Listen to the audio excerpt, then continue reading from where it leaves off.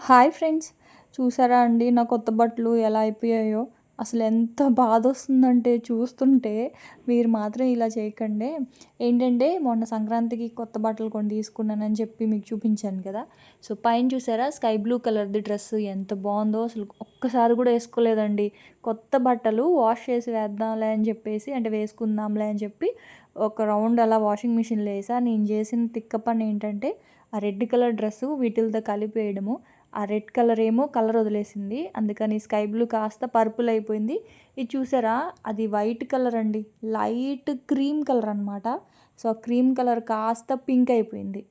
So, ఆ red colour వదిలేయడం వల్ల ఇదేం కాటన్ డ్రెస్ కాదు కదా! కలర్ వదలదులే అనుకున్నాను.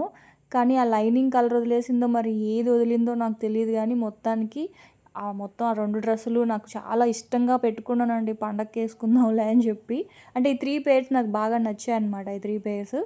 సో, బాగున్నాయి గదా! యేసుకుందాం అని పక్కన పెట్టుకున్నందుకు ఇంక ఇట్లా అయిపోయింది.